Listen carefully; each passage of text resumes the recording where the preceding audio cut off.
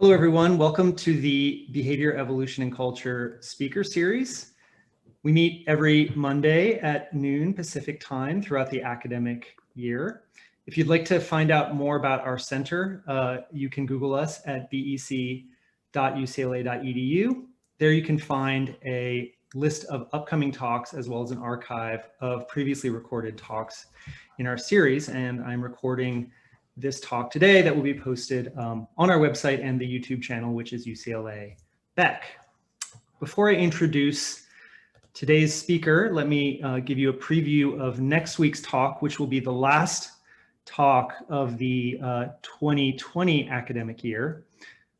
We're going to have Professor Rebecca Sachs from MIT, who will be visiting us and giving a talk called "What is Theory of Mind? Implications for Mind, Brain, and Culture."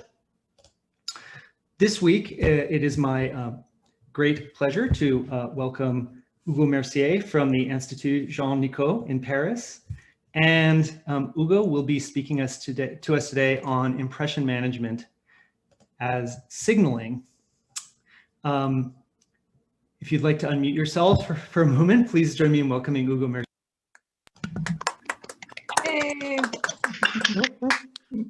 Welcome, Hugo, and you can go ahead and share your slides now. Okay, thank you so much, Frank, for the invitation. Thank you everybody for being here. Still have to be patient. This is actually the first time I'm giving this talk. It's some kind of newish results and some kind of wild speculations.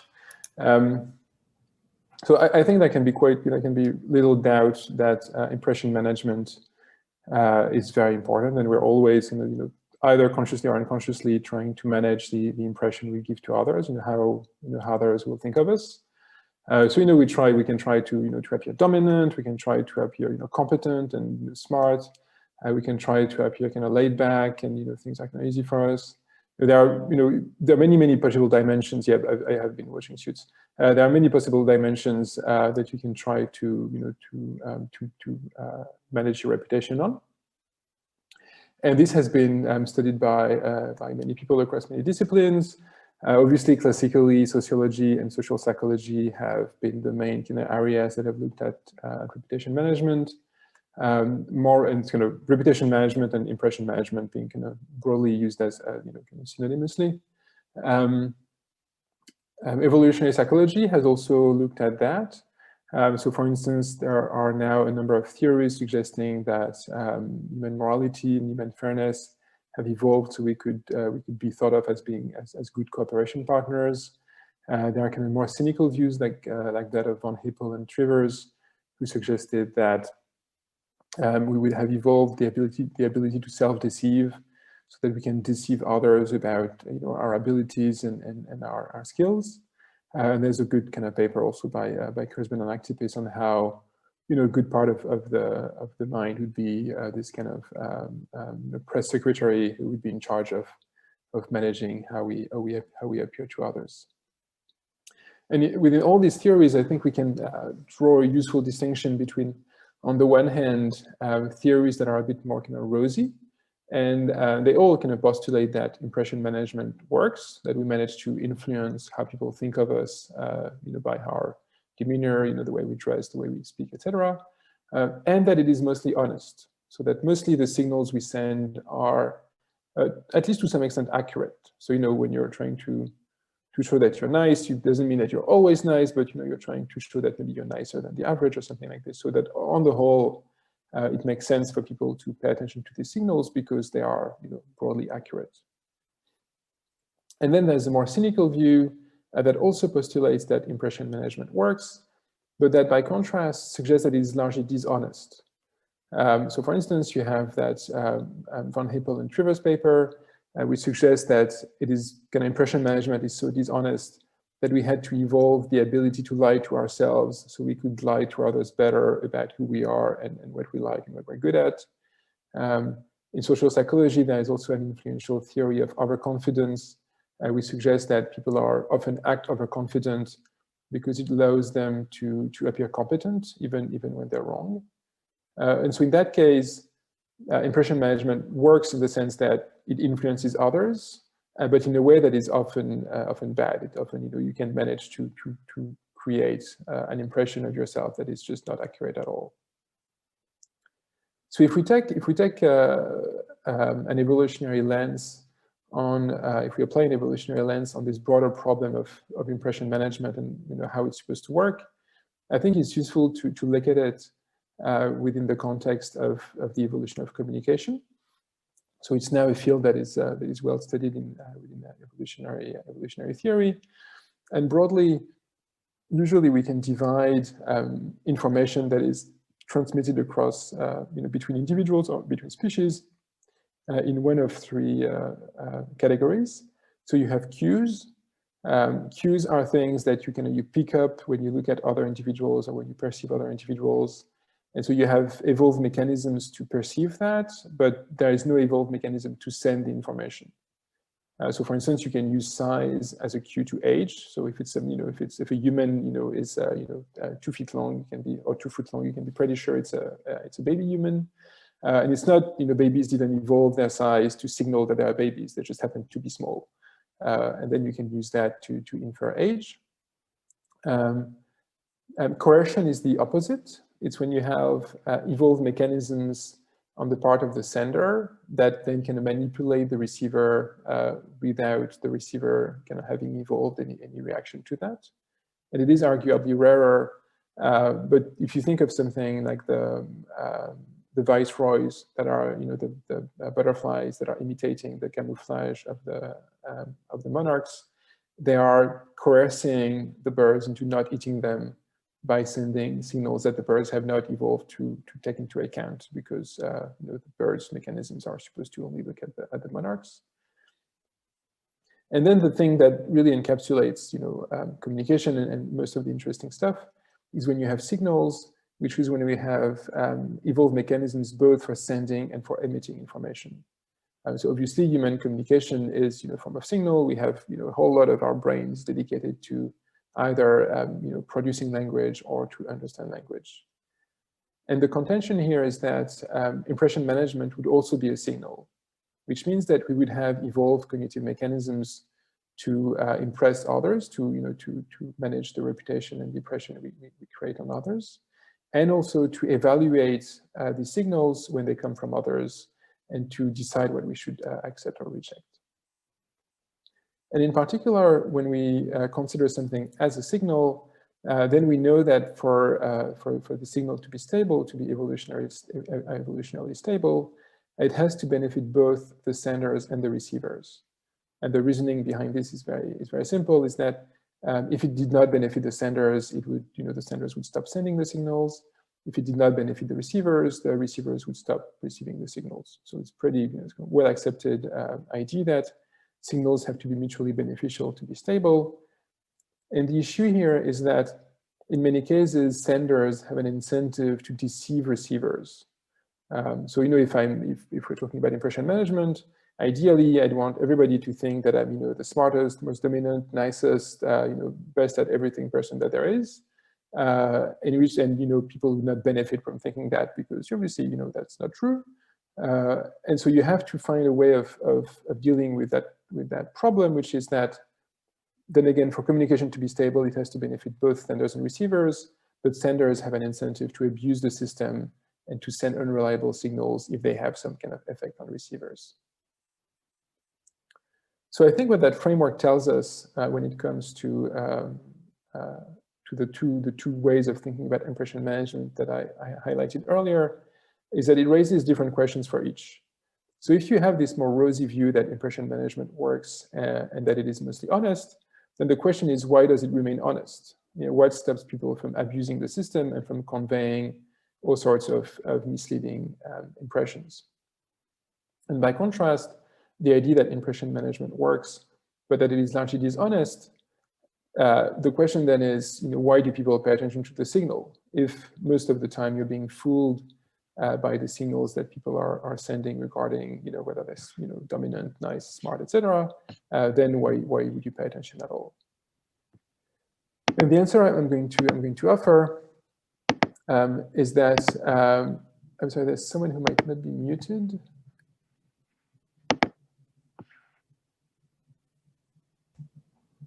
I'm hearing, maybe it's just I'm hearing somebody clicking. Yes, if you could you please mute your microphone?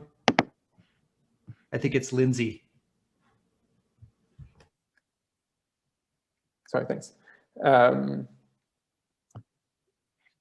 So the answer I'm going to offer is that impression management is costly, in the sense that in the sense that sending misleading impression management, when you're trying to convey an impression that is false, is costly for the senders, and that is why it remains honest. And that as a result, it is just not true that these signals are largely dishonest. Like, it's not possible, it shouldn't be possible for these signals to be largely dishonest and yet evolutionarily stable.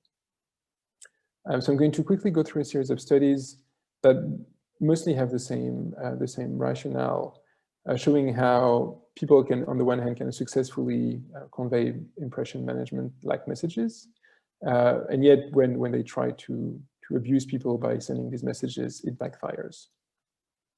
And so the first paper was about confidence. So we know it's been well established that people who express themselves more confidently tend to be believed more, and they tend to be thought of as being more competent than people who express themselves less confidently. And it seems to be an issue because confidence is itself a cheap talk. I can say whatever I want about my confidence. And so in these experiments, participants had to select one of two texts to type, one being more difficult and time-consuming than the other. And so these were kind of M-Turkers, so they're really motivated not to pick the wrong text because they don't want to spend too long on the task. And in order to know which of the two texts, which they hadn't seen, they should pick, they received that advice from another participant. And this advice was either confident, so you should choose text A, I'm 100% sure that this text is the easiest of the two, or less confident. You should choose text A. It was very quick, I couldn't see very well, so I'm not so sure. So in both cases, both of these individuals are, you have one individual on each side. Both of these individuals are providing the same advice. They both advise to choose text A, but one of them does so confidently and the other does so less confidently. So unsurprisingly, participants tend to pick text A. They're like, why not? But it turns out that it's wrong, that in both cases, the advice is wrong. So both participants, both pieces of advice are equally wrong in a way. They both said to pick text A, even though text A was the bad answer.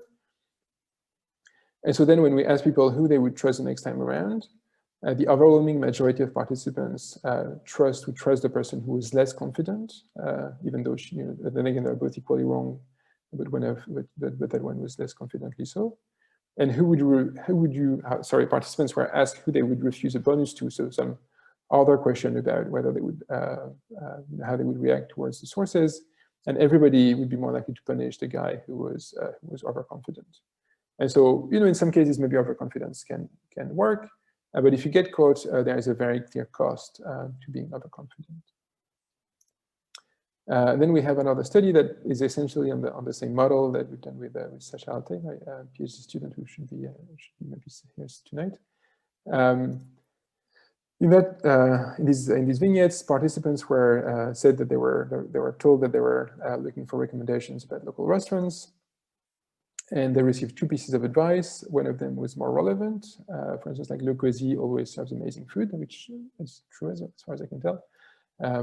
And the other was less relevant. Lulu usually serves pretty good food.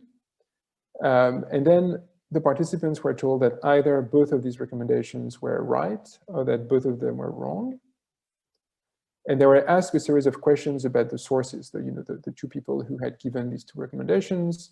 And these questions were, which friend, so both of them came from friends, which friend are you most thankful towards for the recommendation, who is more knowledgeable, and who would you ask again for restaurant advice?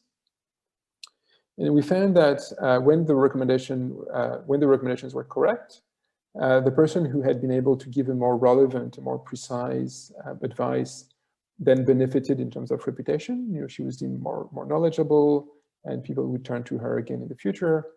But when the advice was wrong, when both of them were wrong, then it is the person who had given the less relevant advice, who had been kind of more modest in her recommendation, who was thought to be the most knowledgeable and people were more thankful towards. So then again, you have the same idea that you can indeed, benefit in terms of reputation and other gains, kind of influence by giving more, providing more relevant information. But if the information turns out to be false, then you're punished and you suffer more than if the information you had provided was less relevant. And then another, the last study on that template that I'll present is another one that Sasha and I did with Yoshi, a Japanese colleague. And it's actually something that we discussed with the students beforehand. One of the ways in which people can try to manage their the impression that they give is by saying that they have good ideas. That's obviously, as academics, that's what our whole job is about. And that's what we do in everyday life when we're the first to get a new piece of information, a new piece of gossip, to figure out the solution to a problem, anything. And so the issue then is that if you can gain credit by sharing good ideas, then why not try to appropriate other people's ideas through plagiarism, if it's something that is like a song or a joke or a mathematical theorem, or in more everyday life, what we've called idea appropriation, when someone has figured out the solution to a logical problem, or they have a juicy piece of gossip or something like this. And so, for instance, in our vignettes, participants were given two pieces of information that were both then again the same, but one of them was presented as coming from someone. Just the person had figured that out on their own. So as in this example.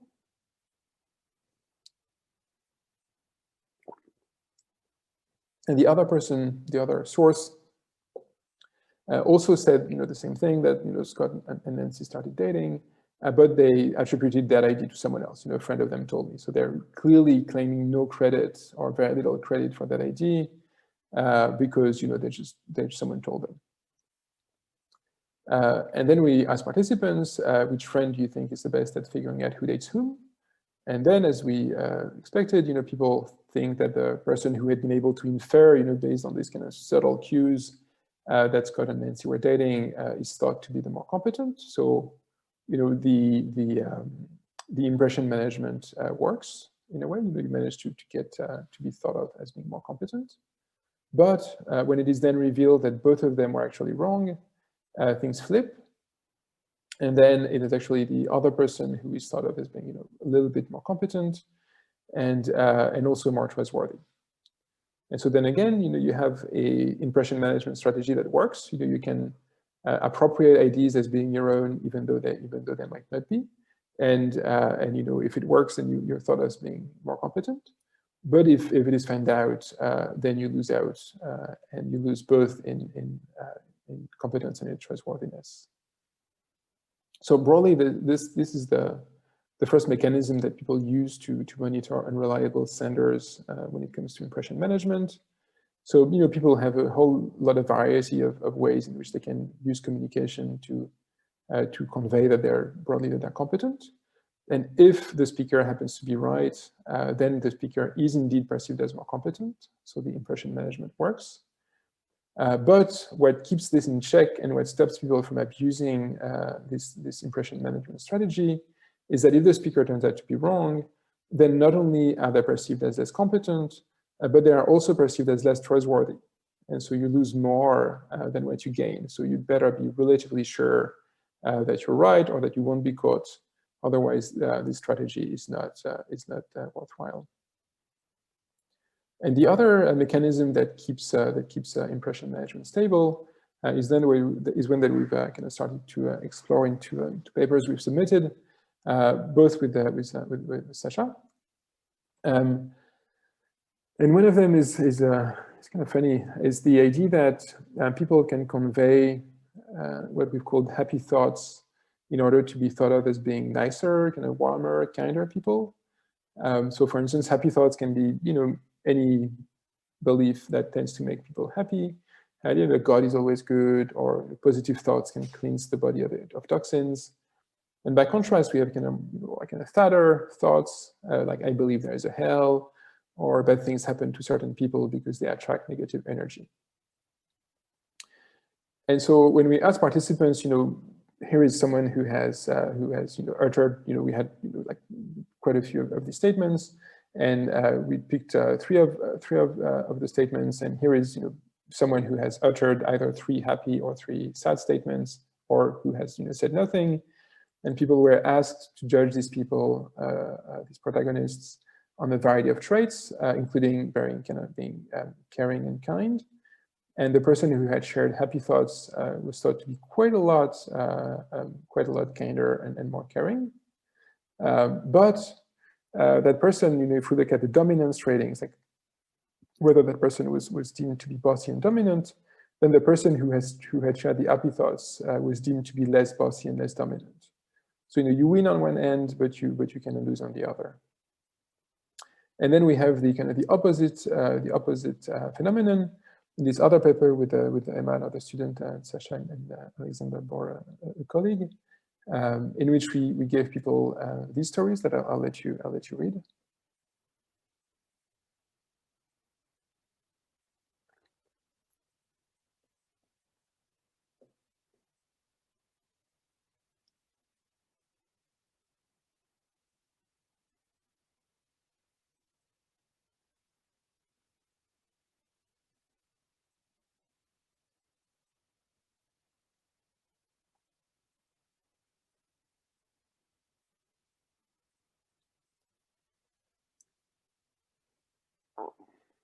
So in these experiments, we had a 2x2 design.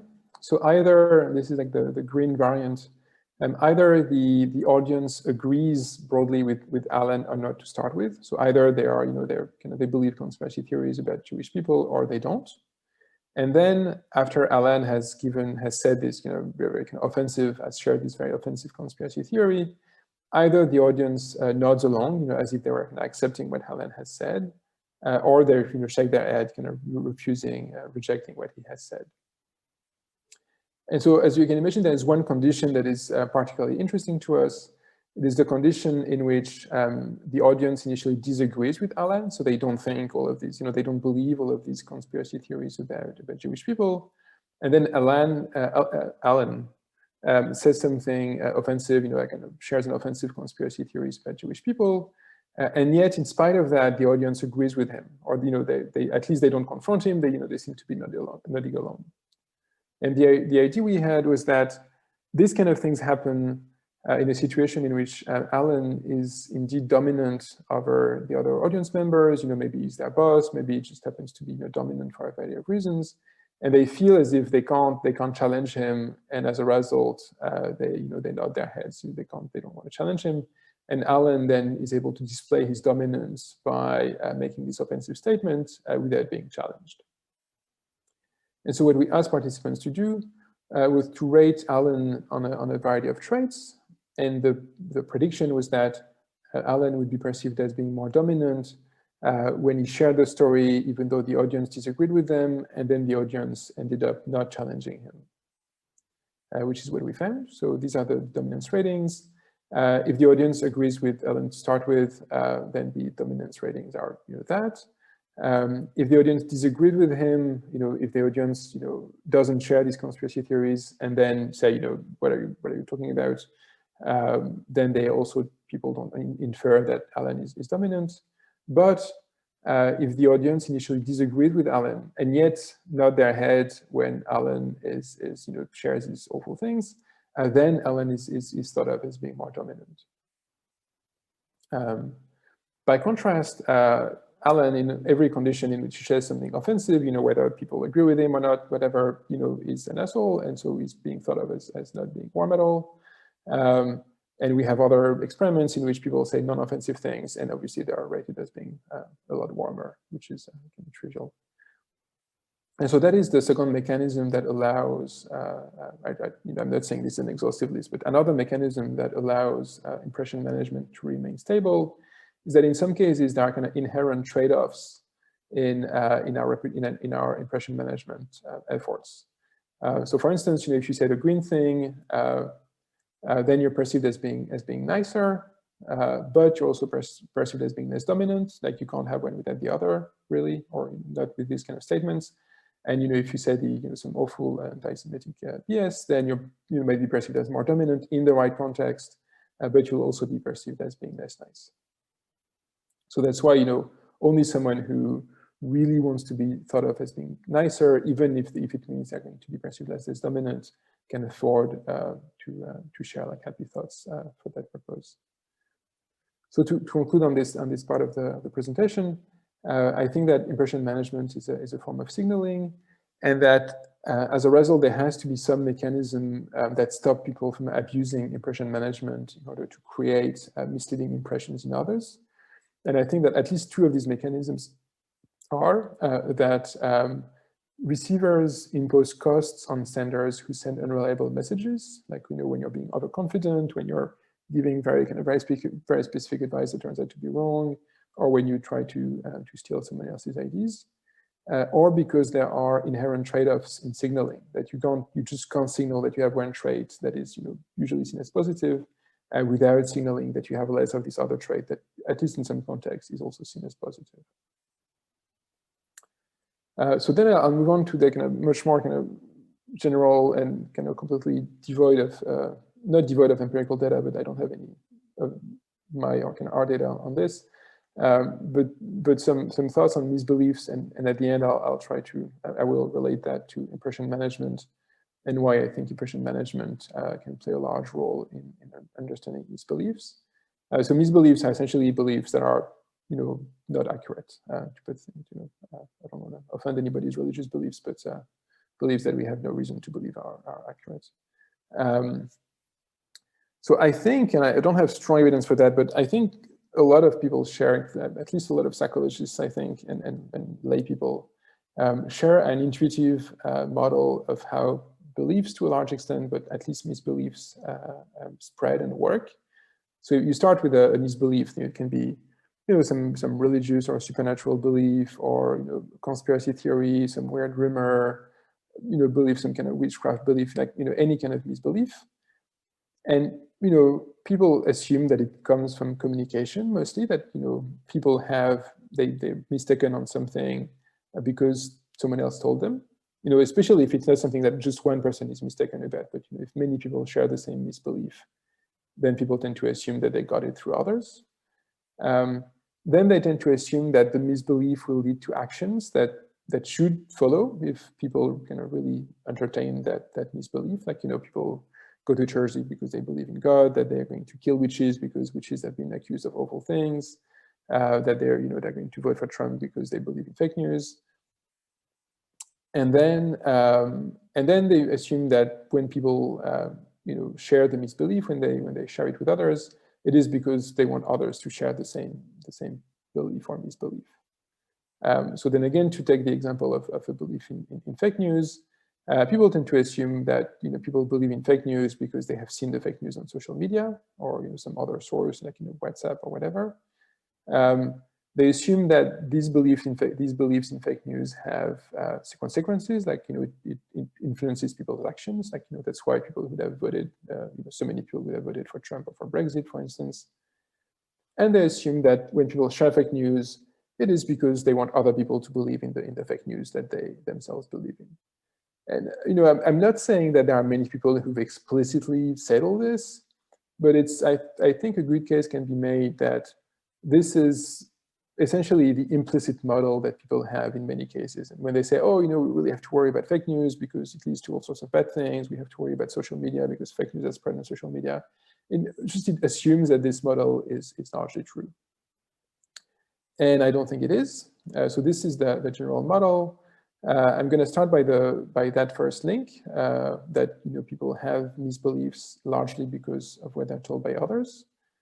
And I think this is largely wrong, or at least largely insufficient, and that the role of communication in misbelief formation is vastly overestimated.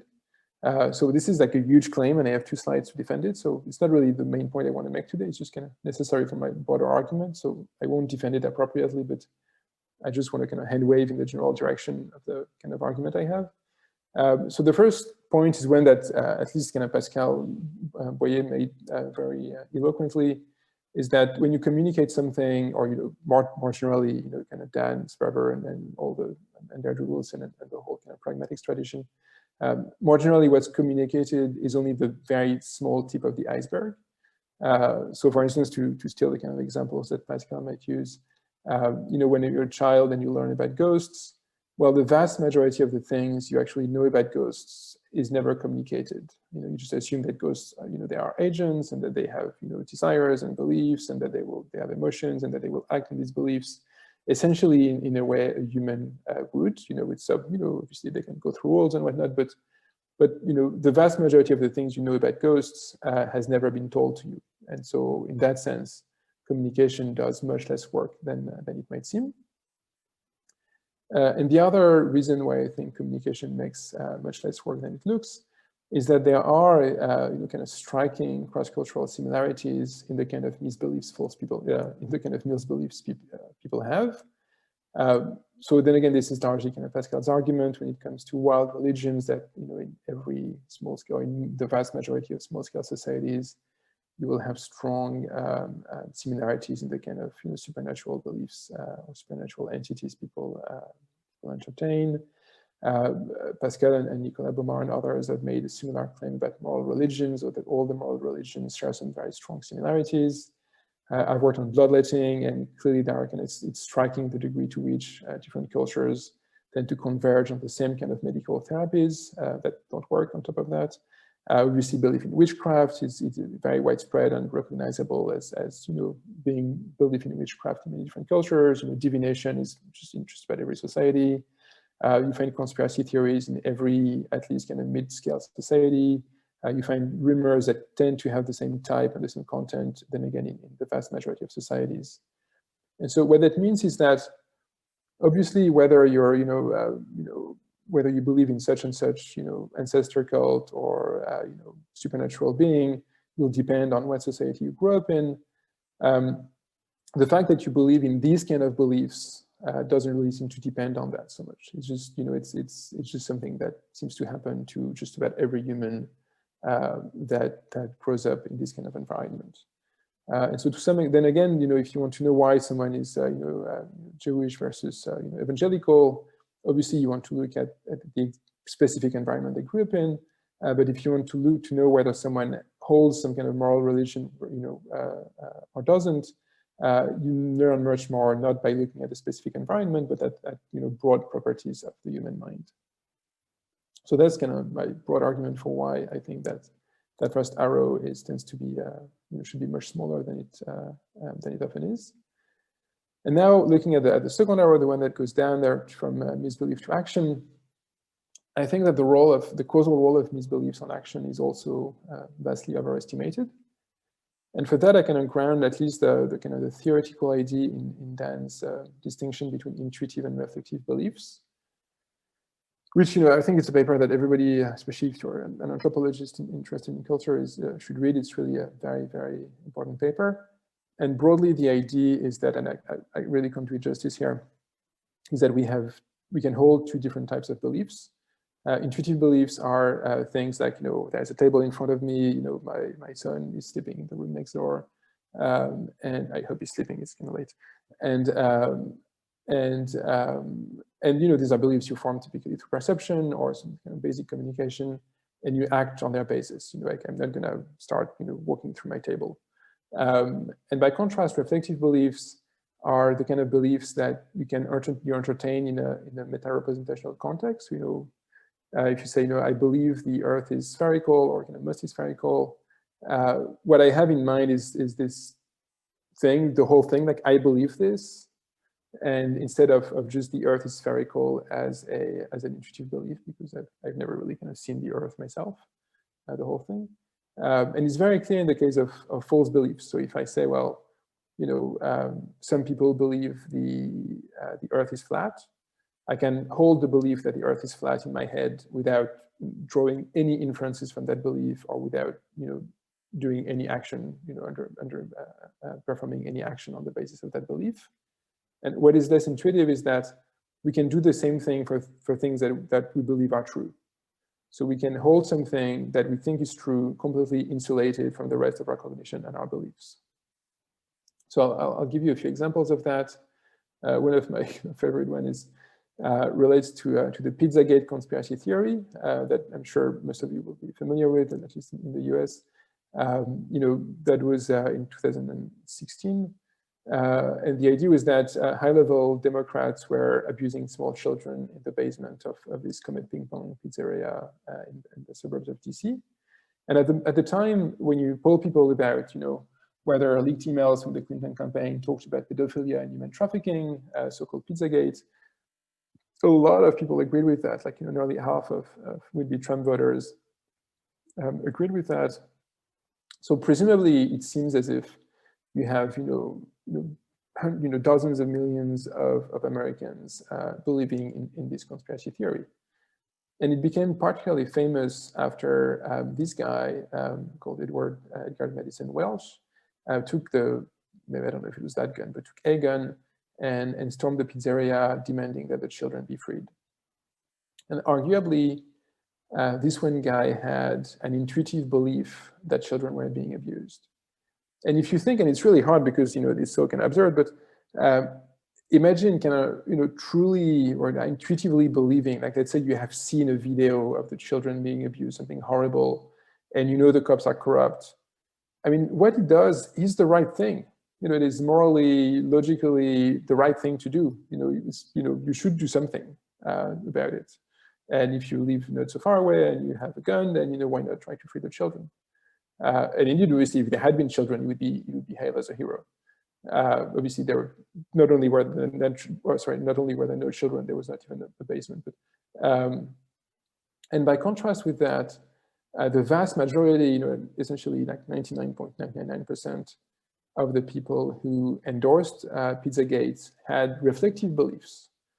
So for instance, we have this guy who left a 1-star review of the pizzeria, saying that the pizza was incredibly undercooked, the suspicious professionally dressed men by the bar area that looked like regulars kept staring at my son and other kids in the place, definitively not coming back, beginning to think the conspiracies about this place are true.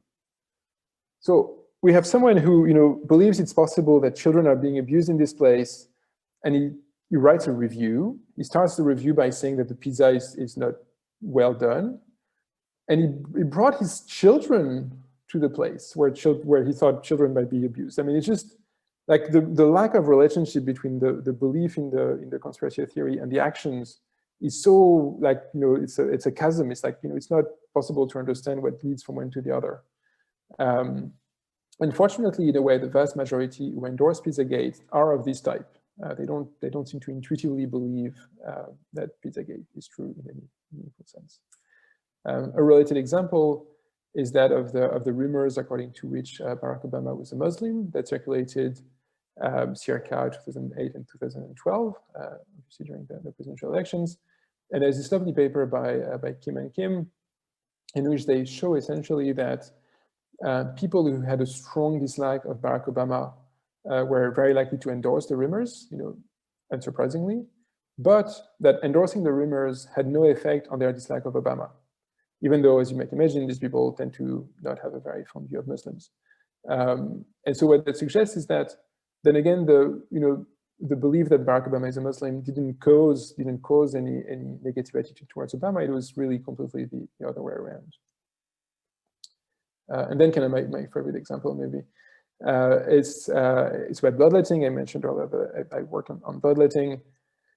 And I've kind of given the answer to that question already. So the typical story about bloodletting in the West, which was incredibly common therapy in Western Europe and in America until the mid-19th century, is that famous ancient physicians like Galen developed a very sophisticated theory, the humoral theory of disease, according to which there was an imbalance between humors that caused disease, and that in most cases the best thing you had to do when someone was sick was to bleed them. And so, for instance, when George Washington had a throat infection in the winter of 1799, if I recall correctly, the best doctors of the day were called to his bedside, and they bled him of 2.5 liters of blood. So it's like nearly 2/3 of a gallon or something. So as you can imagine, that was not a good idea. So George Washington died, and quite a few people have died because of bloodletting. And so it feels as if in this one case, you have a misbelief that causes some extremely kind of grave actions and behavior. In fact, as it turns out, what we found when we looked into this with and that should be obvious for I guess most anthropologists, but it wasn't to us. When we looked into this with Hélène and Nicolas Clédière, we found that actually something that maybe between a third and half of the world's culture practice bloodletting. None of them except us had ever heard of Galen or any other ancient physician. And so it's very clear from that evidence that for some reason, drawing a bit of blood to cure an ailment is a pretty intuitive practice, that you don't need any theorizing of any sort to do it. And that the theory follows the reflective beliefs about numeral theories, follow from the intuitive practice rather than the other way around. So this arrow is also, I think, should be much smaller than people intuitively think it is. And so where that leaves us is with this arrow that goes from the misbelief to communicating it to others. As I've suggested already, it doesn't really lead actually to other people necessarily believing the misbelief. But what it might lead to, I'm sorry, I'm realizing I'm going to run a little bit over time, maybe by 3-4 minutes. What it might lead to is that through communicating a misbelief, you might lead others to form beliefs towards you or to act towards you in different ways, in ways that would be good for you. So what could be the positive consequences of sharing these beliefs? Well, we've already seen a number of them. So if you say there's a heaven or other kind of such happy thoughts, people think you're nicer. If you share in the right context, if you share some kind of offensive rumor or stereotype, people will think you're more dominant. When Galen says, well, you should drop, or countless physicians after him said, well, we have to practice bloodletting now because you have such and such imbalance between your humors. Presumably, people thought they were more competent because they had a theory to explain this practice that people wanted to engage in the first place. Pascal has some nice work showing that people who share threatening rumors tend to be seen as more competent.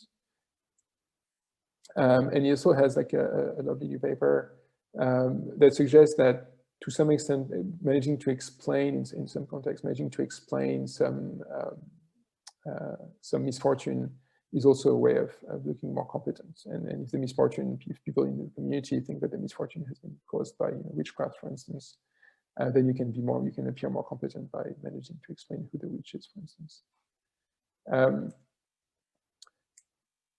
And then to keep going with the potential positive consequences of sharing these beliefs. Well, if you say something like, in the current US context, well, the elections were fraudulent and there was widespread voter fraud and etc. Well, it might signal you as being a good Trumpist. And if you say something very partially egregious and offensive, like Democrats are trying to destroy America, then you might be actually signaling that you're a really good Trumpist by using the dynamic that I've described as burning bridges. So the fact that you're essentially showing to the people in your coalition that people from the other coalition would never want to be friends with you or would never want to have anything to do with you because you're offending them so much, then you're actually sending an honest signal that you would be, you're a good coalition member and you can be relied on because you don't really have any other choice. So on the whole, to wrap that up, I think, as I was saying earlier, that impression management is a form of signaling. I think that much of communication is influenced by impression management, like the words we choose, the content we choose to communicate. A lot of that is shaped by impression management concerns. I think that we can also manage to engage in impression management by communicating misbeliefs, not only by communicating accurate information. And that indeed, in some cases, you could argue that it works better with misbeliefs than with beliefs. So for instance, the dynamic I was hinting at earlier, in which you're trying to burn bridges, well, saying things that are, for instance, that are flagrantly false might be a good way of burning bridges with many people. And that as a result, I think a good case can be made that impression management is quite likely to play a very important role in explaining the spread of misbeliefs. Thank you. Great, thank you so much. Great talk. You didn't go over time at all. I thought you were gonna. Oh, great. Yeah, no, we're I just spoke so quickly. Yeah, super. So we've got plenty of time for questions. And I encourage people to use the raise hand option. If you go into the participant section of your screen down on the lower right, you can see an option to raise your hand, and I'll keep a list of questions. And I'd also like to remind people that if you have a brief question, you can type it into the chat and I can ask it to the speaker as well. All right, our first question is from Leif Rasmussen. Go ahead. Yeah, hi. I'm not sure. I'm surprised you didn't mention Amat Zahavi at all, the evolutionary theorist who came up with the handicap principle. You know, I think in the academy these days, it's like, it's hard to deny that we're constantly awash in like all of these platitudes and sort of bromides and just cheap signaling in general. So I think, I mean, I think there's something interesting there to like think about, like, when is signaling honest? And it's usually honest when you suffer paying some like heavy reputational cost. But if there's no potential cost, then it, you know, it's not really, there's nothing that dissuades people from making like cheap signaling. And I wonder what your thoughts are on that kind of thing, and just the handicap principle in general in terms of signaling. Yes, no, I agree. So for those who are not kind of completely familiar with that, so Ahmad Zahavi is a kind of brilliant Israeli behavioral science, like specialist of animal behavior, and he came up with the idea that in order to make credible signals, one way of doing that would be to pay a very high cost. And so, for instance, if you're a bird and you know, you're managing to do something hard, even though you have like this kind of stupid, you know, feathers, or you know, you have something that is really making it harder for you, it shows that you're really good at it. You know, in the same way as, you know, athletes can, you know, they kind of show off by, you know, playing with their left hand or, you know, whatever. And the issue is that he got the math kind of wrong in a way. Like the modeling isn't that trivial, and because in this basic idea, and that's the thing that's intuitive, what matters to make the signal honest is the cost you're paying when you're sending the honest signal. So the animals that are, you know, that are really good at something, they're paying a very high cost because they're, you know, they have this amazing plumage or, you know, feathers or whatever. And so it's really hard for them to hunt. And so they're paying the cost. And because they are paying the cost, then the signal is honest. When in fact, the correct way to look at it, and it's something that's, you know, it's kind of slowly becoming kind of consensual in evolutionary biology, is that you don't actually have to pay any cost to send honest signals. And the cost can indeed be borne by those who send unreliable signals. The only thing that matters is that people who, or kind of individuals who send reliable signals would have to pay a lower cost than those who send unreliable signals. And this differential in cost between those who send reliable and unreliable signals is what makes the signal work. And so, for instance, in the case of human communication, the vast majority of human communication is broadly honest, and no cost is being paid. And so it looks as cheap talk. But in fact, as you know, as I was showing some of the studies there, the cost is the potential cost that if you send an unreliable signal and you get caught, then you pay a very high cost. And so it works, but only because there's this, you know, the receivers are imposing a cost on unreliable senders. Oh, thanks. Great. Next, we have a question from Claire. Hi, Hugo. Thank you so much for that talk. Thanks. Fascinating stuff as always. I had a question about when you give an example of saying, you know, the elections are fraudulent, right, to manage your impression of your particular subgroup. And I wondered if the more adaptive strategy, especially in the modern environment with social media, where we can reach many different types of groups in theory, would be not so much to, you know, have strong statements that kind of try to manage our impression of our particular subgroup, but rather to have statements that would kind of manage our impression across different subgroups, so that essentially you are socially, I guess, gravitating or navigating the impressions of a much more broader audience. Like the median voter theorem, but for impression management.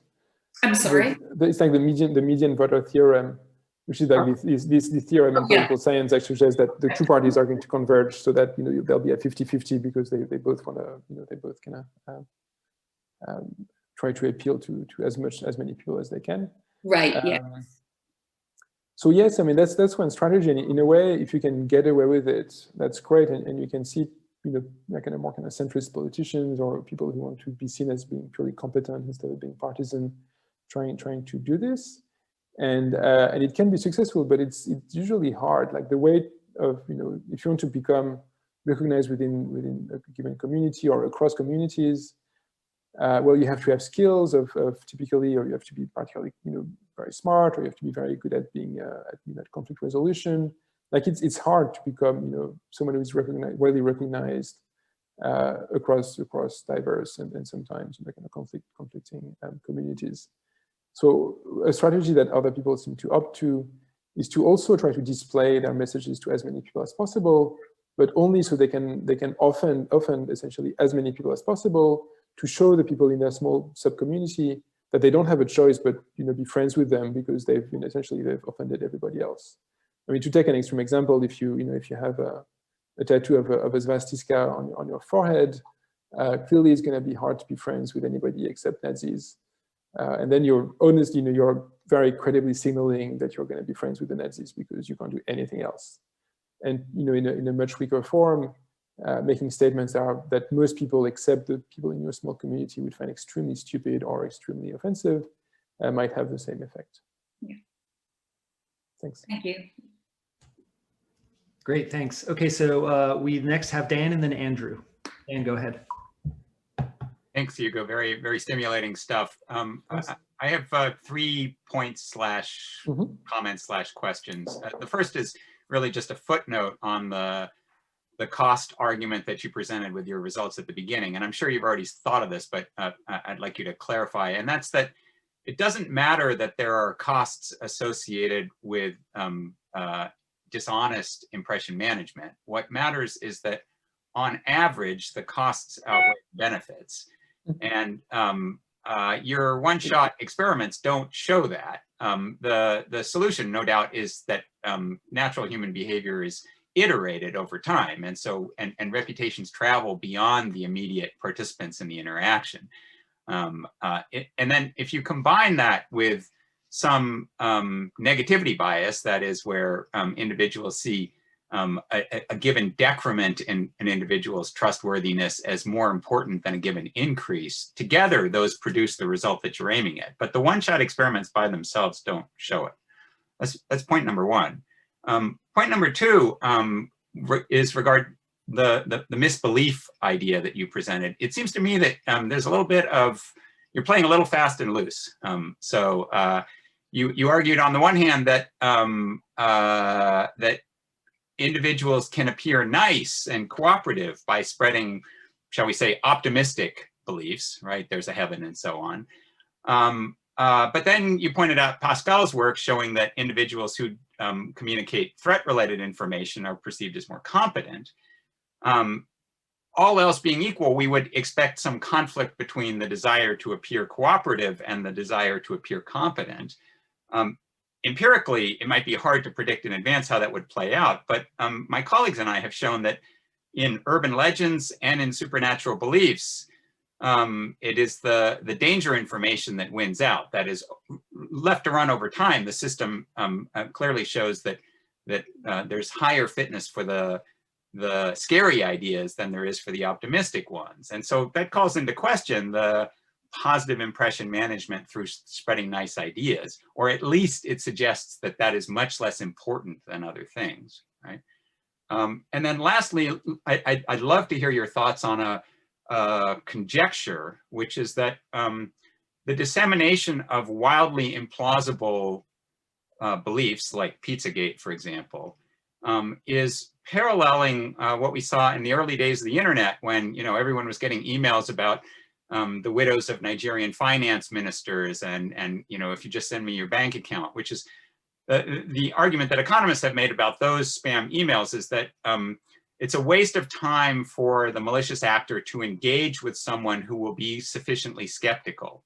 And so all that they're trying to do, if the broadcast costs are low, all that they're trying to do is find the credulous fools, okay? So the more wildly implausible, the Pizzagate idea is, the more effective it is, because you will find, if you are, for example, a malicious Russian trying to influence the election, you will find that small percentage of individuals who are so credulous as to accept this wildly implausible belief, and they'll then act on it and disseminate it and so on. So the fact that it seems implausible to the vast majority of individuals is a feature and not a bug. Yeah, thank you, Dan. That's all very good questions. On the first point, I essentially agree that in a one-shot experiment, you can't really know what is the equilibrium, because you don't know what is the frequency of the different behaviors. And also, we have in the vignettes, we have kind of dichotomous choices, so it doesn't really tell you what is the amplitude really of the benefits and the cost. So yes, essentially. On the second point, I would tend to somewhat disagree. So there are domains in which more negative information, as your own work and Pascal's work have shown, more negative information is preferred. But on the whole, in conversation, we tend to have a positivity bias. Like, people tend to talk about positive things. They tend to say yes more easily than no. They want other people they talk to be mostly kind of happy and to like them. And you see that not only in conversation, but in some cultural phenomena as well. So there are a number of studies of what people consume online, and the kind of information they consume online. And on the whole, there seems to be a bias in that they tend to consume information that might kind of fit kind of well with your theories. Stuff about crimes and disasters and whatnot. But the information they share is actually overwhelmingly positive. And it's more kind of awe-inspiring stories and good news. And it's kind of, there's like a few studies on the New York Times, things that were the most widely shared articles in the New York Times, like the most emailed, it was back in the day, the most emailed papers. And there was this there was the same thing for the BBC website. And there's really this nice distinction between what people consume and what they share. And my intuition is that what they share in the kind of environments in which people are more likely to share the kind of rumors and negative beliefs you talk about are maybe more restrained. Like, when you send that, you tell that to someone face to face or to a few people. But if you want to kind of broadcast that more widely, people seem to favor more positive stories. At least that's what some data suggests. And on the last point, so I don't think something like Pizzagate was orchestrated from the top down in the same way as the Nigerian scammers things are. So it's not clear why you'd have any benefit from finding these people, and what would be the end game. But there's something that might be similar to what you're describing, which is that, and that's something that Pascal had suggested to me. I don't want to engage in any idea appropriation after the. So Pascal had suggested to me that people might air conspiracy theories, and in a way, the craziest, the better, to see what side people are. And so if I want to know not only whether you're a Republican, but whether you're like a hardcore Trumpist, if I just tell you, Democrats, sometimes they're annoying, it's like, well, it's not telling me much. But if I tell you, well, do you believe in Pizzagate? And then you agree, it's like, okay, I know what you're about. Yeah, so let me back up to the second issue, because in particular, because Clark has a former master's student whose thesis was never published, but then subsequently another group essentially found the same result, and that's that using Twitter data, there's substantial evidence that bad news travels better than good, that retweets are about danger. So I think I'd be interested in comparing the findings that you cited with these Twitter results, because obviously Twitter is extremely broad broadcast, right? This isn't, you know, what people say in conversation. No, this fair enough. is a mass audience. And I think the evidence points the other way on that one. So we should maybe engage as to what the evidence says later. Thanks a lot. Yeah, really no, thanks. It would be, yeah, but clearly I think the evidence showing some positivity bias in some cases is just kind of there. So it would be interesting to figure out what makes some contexts more inclined towards this and others inclined towards negativity bias. Great. Okay, thanks. Next, we have a question from Andrew. Go ahead, Andrew. Hi. So super interesting stuff. I wanted to, you know, in hearing about some of the, you know, findings, I couldn't help but think about sort of paradigm shifts as, you know, sort of conceptualized in the philosophy of science literature, and thinking about how, you know, the way that those are often talked about in some of that literature is, you know, as evidence accumulates and these systems of thinking are less and less able to account for sort of exceptions or violations, that eventually you have sort of a, you know, collapse of the one system of thought and the other one takes over because it sort of does a better job of making predictions. And so I'm wondering to what extent you think that the kind of account you've provided here represents a meaningful alternative hypothesis for explaining these kinds of, you know, collapses of, you know, systems of explanation. And if so, then what are the parameters or factors that play a role in sort of, you know, abandoning a set of beliefs that you've taken up in favor of some other, or just, you know, rejecting a set of beliefs that you've taken on. So, you know, thinking about it sort of at the level of the system rather than any one individual belief. Okay, thanks. So are you asking that in particular in relation with the kind of the impression management dimension? So like if you're, you know, if you're in a community of scientists and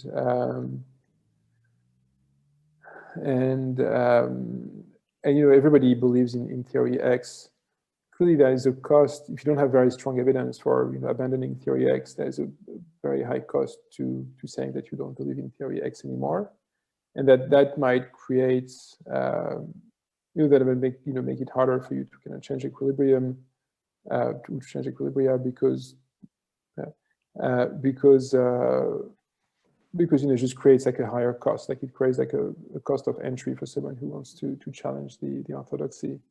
Is this the kind of thing you had in mind, or?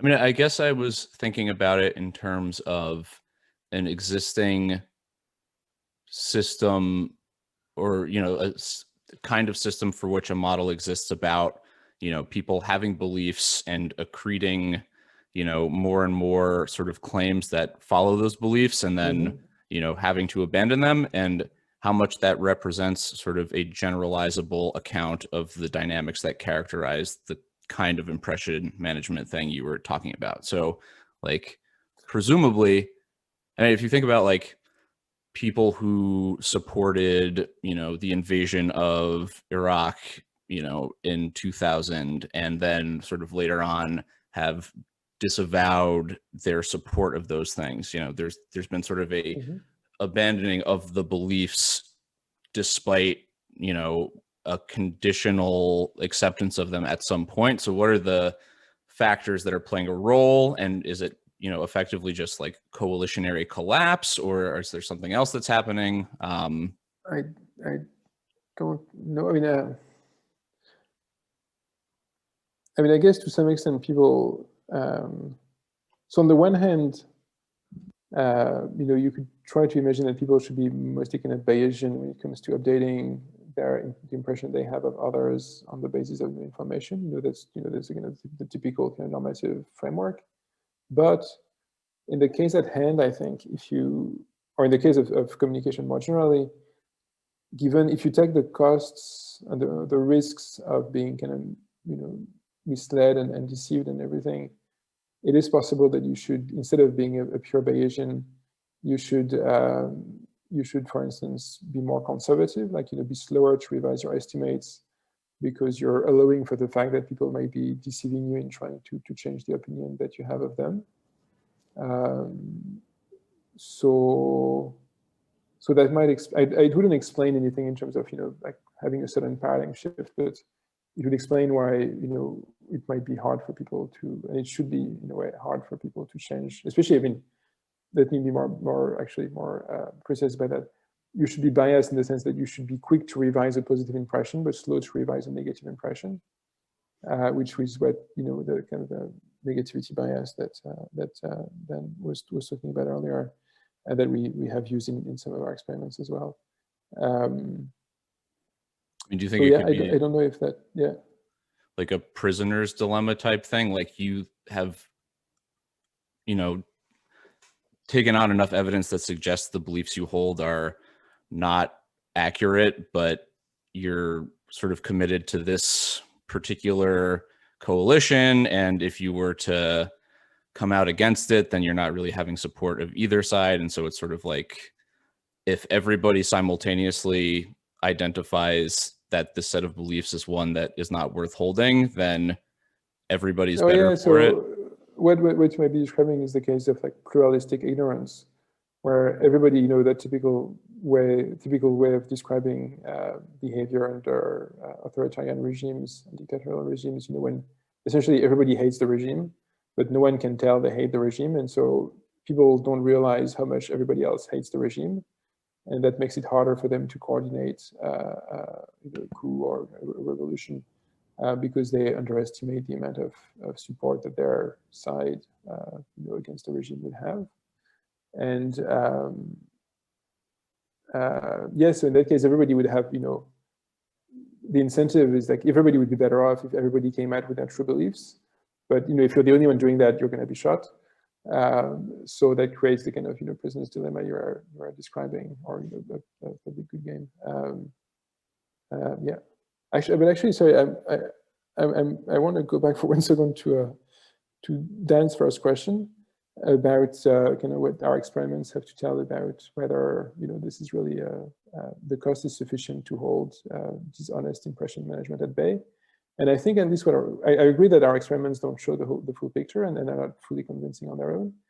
But I think they do show that people have the ability to spot people who engage in dishonest impression management and to punish them. So we can't tell if it's enough to make it stable, but we know it's necessary. Like if they couldn't do that, it couldn't work. So I think we show that they have the necessary skills, but we don't show that it's sufficient to make it stable on the whole. Great. I had a question for you, Hugo, kind of a bigger picture question about how we study the origin of ideas. So you mentioned this tension between sort of the idea that ideas are culturally transmitted versus the sort of individual construction of ideas model. And if I interpreted you right, you were suggesting that in a lot of cases, there's much more individual construction of ideas in that mix than we would like to think. My question though is, it strikes me that that's a really difficult empirical thing to show. So, I take it that your study was something like an HRAF study or something like that. And it seems like it's fairly common in the literature to make the claim that something that you see something like a practice or an idea, and it's globally widespread enough that diffusion doesn't explain it. I don't know. I haven't read your study, so I don't know if you like use a sort of Bayesian model to compare alternatives there. But I worry about it because you can think of all kinds of things like, knives, the existence of knives in a place, right? And you could show that there are knives all over the world, and therefore people don't learn about knives from other people. That's caricaturing it a bit, but there's, there is have an ancient practice, like more about bloodletting than I do, obviously. But if Galen was just creating some sort of justification for a more ancient practice that already existed, right? It seems possible that could have diffused at some earlier time. Well, yeah, no, it was. We knew it was existed in ancient Greece, but Yeah. obviously I've known too much about bloodletting. It existed in ancient Greece, and probably in Egypt as well. And they thought it was. There's a story that suggested it came from seeing hippopotamuses, and they're supposed to, when they got sick, they go along some reeds and they cut themselves along the flanks with some reeds, and then some blood flows and they get better. In fact, it turns out that hippopotamuses have have red sweat. Right. And so anyway, and they have a fascinating, like an amazingly similar story about tapirs in South America as an explanation for why bloodletting emerged, which I find crazy. But anyway, no, but I take your point. I don't want to contrast something that say, well, it's purely communicated versus everybody figures it out on their own. Right. Because clearly, if you raise a child without telling them about bloodletting, the chances that they will figure it out on their own are pretty slim. Right. So this is not exactly what I'm saying, and I don't know exactly what I'm saying.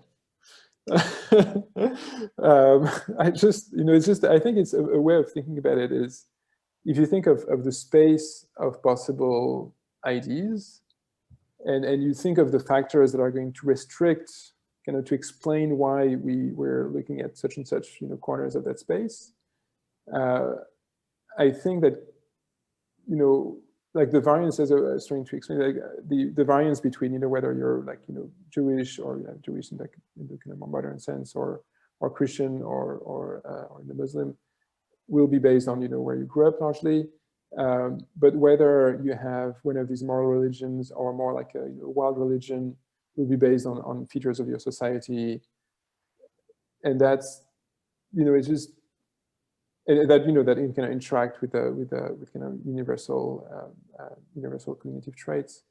And it's just like, it seems as if, I think the question is, what it is that you want to explain. Like, are there the similarities or the differences? And when people talk about misbeliefs and beliefs to some extent, I think they say, well, I want to explain this one in particular. And they tend then to focus on this one in particular by contrast with others that are very similar to it. And as a result, if you want to explain why someone is Jewish versus Christian, obviously you want to look at their background and who they grew up with.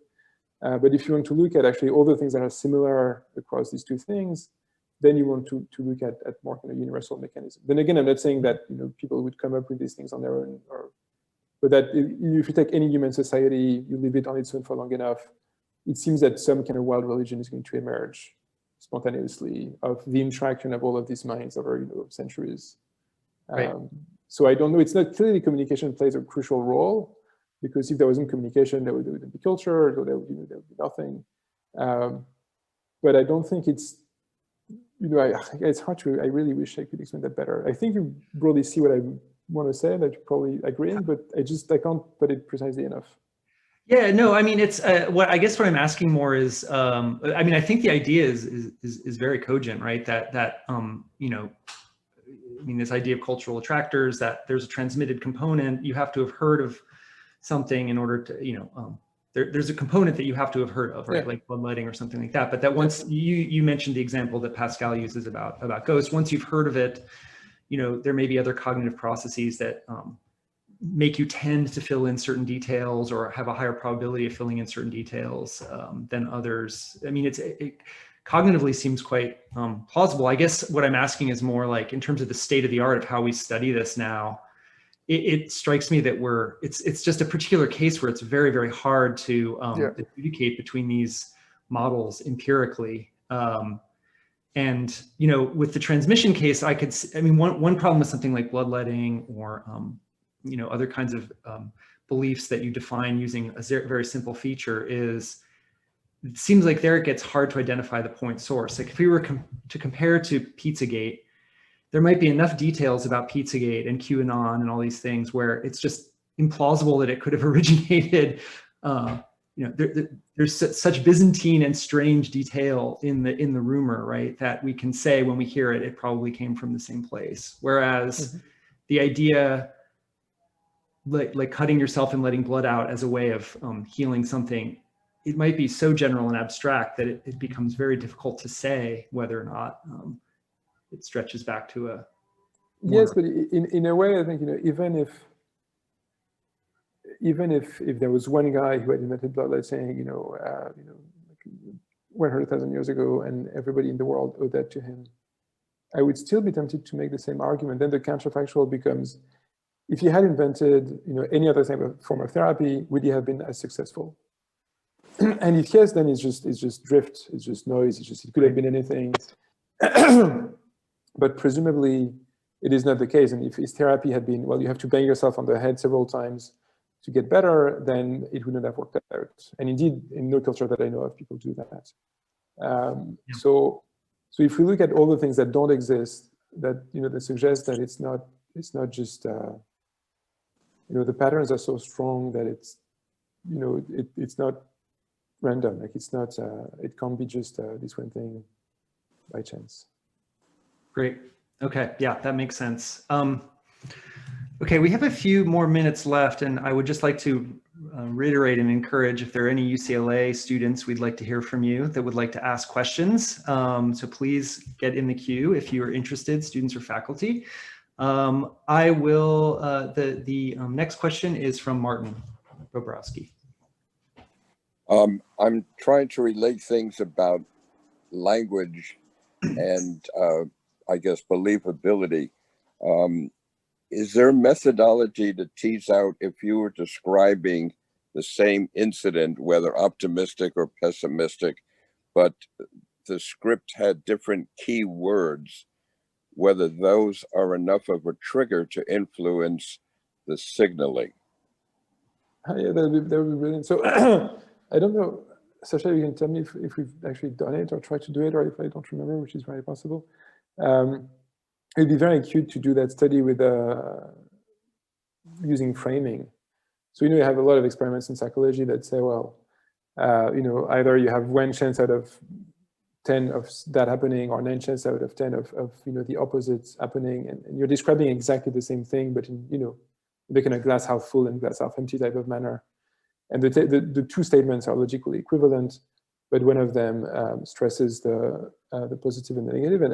And then actually you've used such manipulations in your paper on negativity bias, if I'm not mistaken.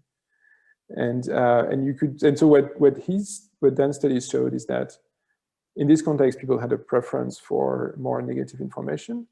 But I wonder now if we could find types of statements for which people would prefer the positive information using the same paradigm. That would be cute.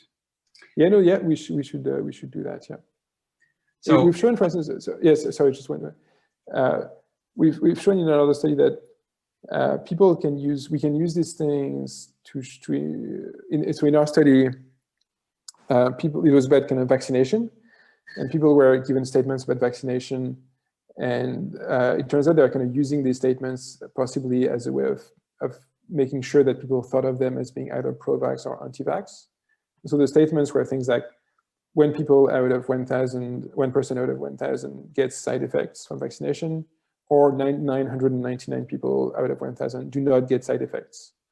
And we found that people who are pro-vax were happier saying, well, 999 people don't get side effects, because it seems to signal that they are pro-vax. Like, look, all these people don't have side effects. Whereas saying the equivalent thing, which is 1% has side effects, it was more associated with being anti-vax. So even though the two statements were the same, were logically kind of broadly equivalent, you could still use them to signal what kind of ideas you had by picking which side you were of which side of the glass, so to speak, you were stressing. So Dan, did you have a comment that you wanted to make there? And then we'll go to the next question.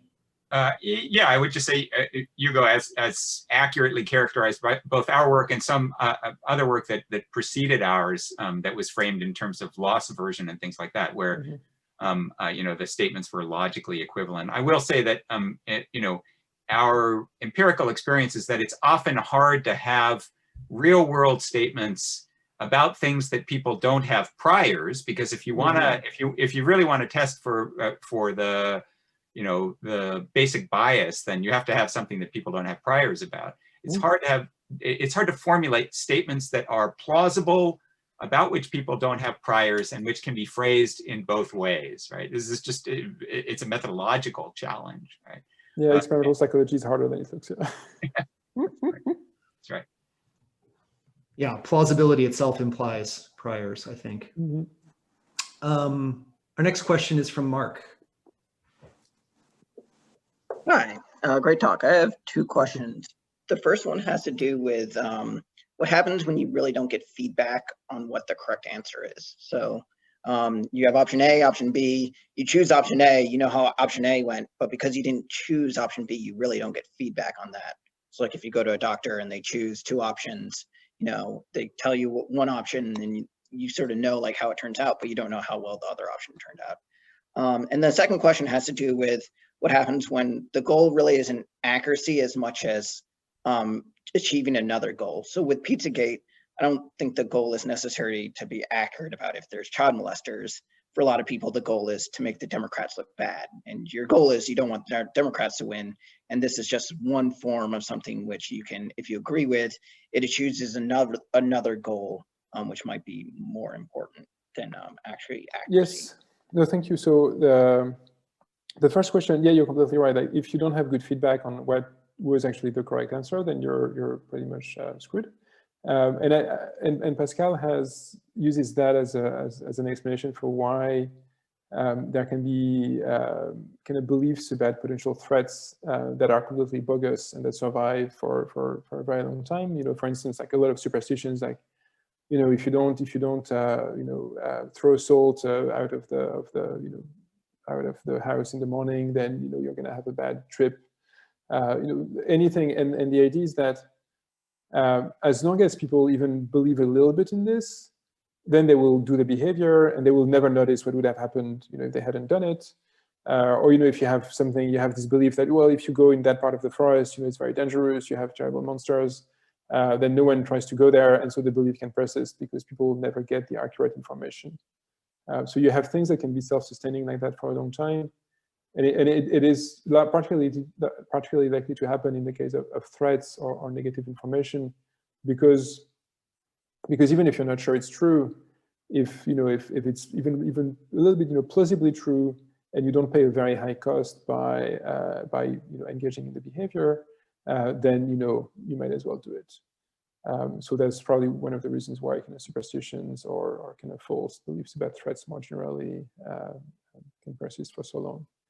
And the second point, yes, I mean, there can be practical consequences that you might seek from sharing beliefs that are not about you. So you might, not about what people think of you, but just about, you know, kind of, you know, politics or something else. And that, but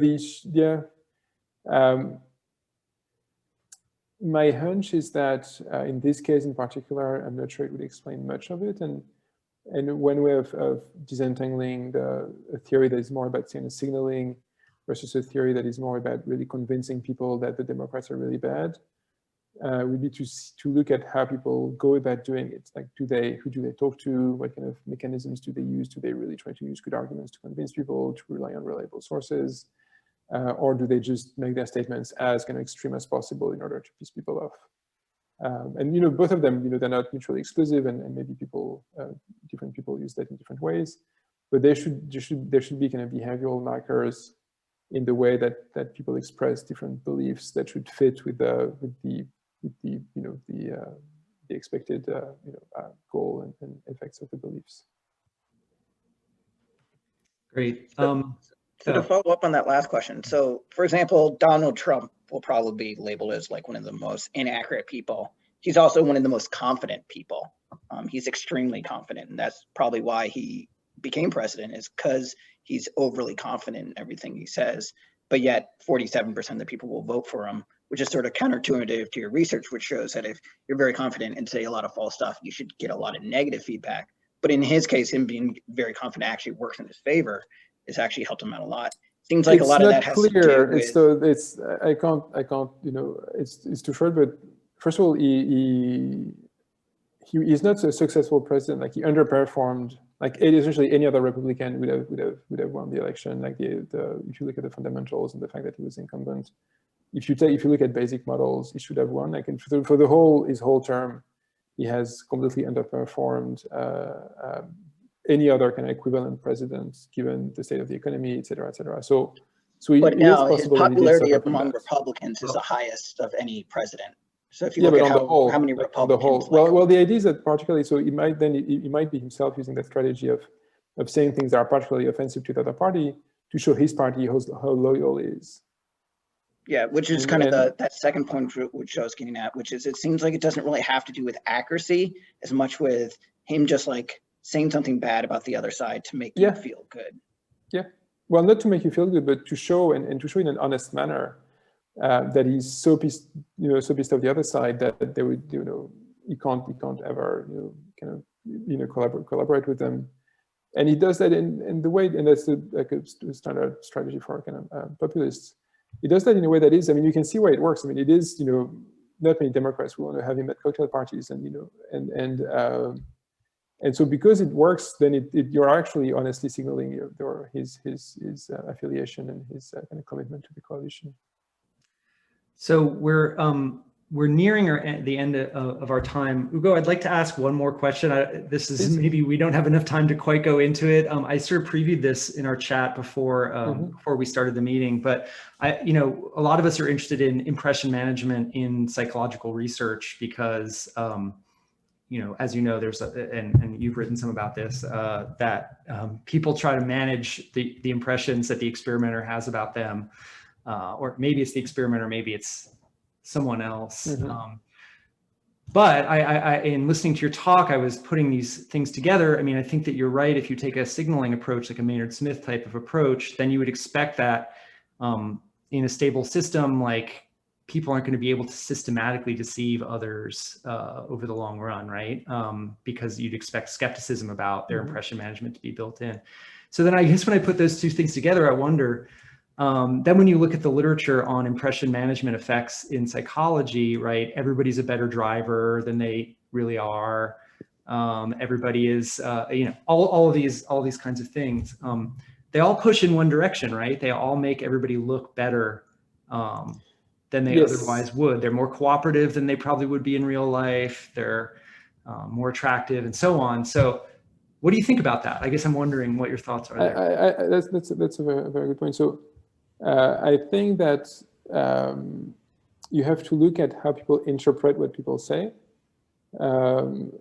So for instance, if you tell me, oh, I'm a great driver, and what I hear is, oh, I'm an okay driver, then it's fine, essentially. And I think it's quite plausible that people are used to a different level of, kind of bragging or in different contexts. And it can really vary based on the culture or based on the, the subculture. If you're at the sport club, if you're in academia, and there are contexts in which you expect people to be extremely kind of understated, and any positive thing they say, be like, oh wow, they're actually awesome. In other contexts in which you expect people to be like bragging like mad, and you discount whatever they say. And so, to some extent, I think that's true. So one example that I know a bit about is like communication, like like one of the really the only regularity in overconfidence is that when you ask people to guess the value of something, they tend to be more to take something very narrow. Like I'm 95% sure that it's going to be between these two things, even though actually it's much broader than that. But then we also know that people discount what other people say in these kind of tasks. And so if we put the two together, it might actually be okay. Right. Because people are kind of skeptical, so others, adjust. And indeed, in this kind of context, if you're being just kind of honest, people might think little of you because they're always adjusting. So what matters is that the equilibrium kind of works with both parties, not that both parties are exactly at 50-50 or kind of the. So it sounds like you're suggesting that sort of participants in studies are bringing their ordinary conversational practices into play, and that includes a certain amount of bullshitting. Right. And they expect, that as experimenters, we should kind of discount in the same way that we would, I guess, in a everyday context. Right. So it's then a mistake to some degree when psychologists take too seriously in some ways. Yeah, I think so. Yeah, if you then again, if I ask you if you're a good driver and you take a very long time to think and yeah, I guess I'm about average. I don't want to go in the car with you. It's even though it's true, it's like it feels kind of wrong. Yeah. Good point. And so, yeah, but I mean, I guess most of our experiments are about relative things anyway, so we don't really care so much about the absolute things, but, you know, are people going to be, you know, are they going to say that they're nicer in this condition than that condition, in which case it doesn't really matter all that much. Yep. No, that's a really useful perspective on that. Okay, good. Well, listen, I'm mindful of our time. We're a few minutes after our ending time. So let's wrap it up there. And everyone, please join me again in thanking Hugo for a fantastic talk.